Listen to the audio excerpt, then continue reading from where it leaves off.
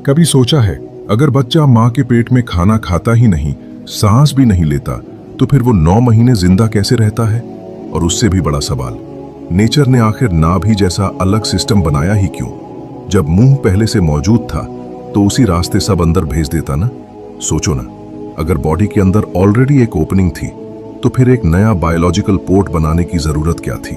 अब यहां से चीजें अजीब होने लगती हैं, क्योंकि जब तुम माँ के पेट में थे तब तुम जैसे थे ही नहीं।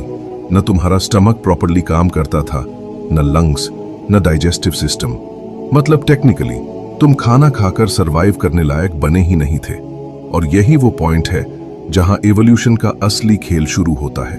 नेचर ने रियलाइज किया कि अगर फीटस को माउथ के थ्रू न्यूट्रिएंट्स भेजे तो वो घुट सकता है, लंग्स में फ्लूइड जा सकता है, इमैच्योर ऑर्गन्स डैमेज हो सकते हैं, क्योंकि बच्चा पानी जैसी फ्लूइड वर्ल्ड में तैर रहा होता है। वहां नॉर्मल ईटिंग इम्पॉसिबल है। तो एवोल्यूशन ने एक शॉर्टकट बनाया, डायरेक्ट ब्लड स्ट्रीम कनेक्शन। और उसी कनेक्शन का निशान है तुम्हारी नाभि। सोचो ना, तुम कभी लिटरली किसी दूसरे इंसान के बॉडी नेटवर्क से जुड़े हुए थे। तुम्हारा पहला इंटरनेट केबल, पहला चार्जिंग पोर्ट। लेकिन अब असली सवाल सुनो, अगर बच्चा खुद कुछ नहीं कर रहा तो फिर डिसाइड कौन करता है कि उसे कब ऑक्सीजन चाहिए, कब कैल्शियम, कब प्रोटीन और कब वेस्ट बाहर निकालना है? कौन मैनेज कर रहा होता है ये सब? यही बायोलॉजी ऑलमोस्ट साइंस फिक्शन लगने लगती है, क्योंकि अंदर कोई छोटा इंजीनियर नहीं बैठा होता, कोई ब्रेन ऑर्डर्स नहीं दे रहा होता। फिर भी प्लेसेंटा नाम का टेम्पररी ऑर्गन हर सेकंड करोड़ों कैलकुलेशंस जैसा काम करता रहता है। हाँ, temporary organ.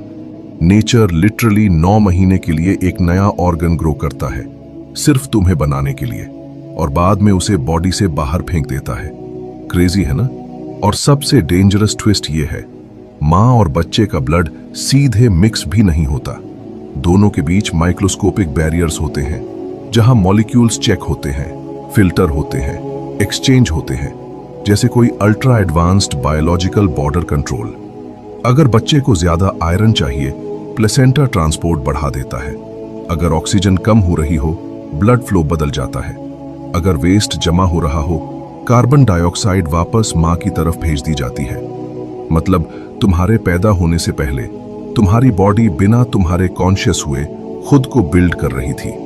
Physics blood flow संभाल रही थी, केमिस्ट्री सिग्नल्स भेज रही थी, बायोलॉजी ऑर्गन्स ग्रो कर रही थी, और तुम बस एक साइलेंट प्रोजेक्ट थे जो नेचर अरबों साल की रिसर्च से असेंबल कर रही थी।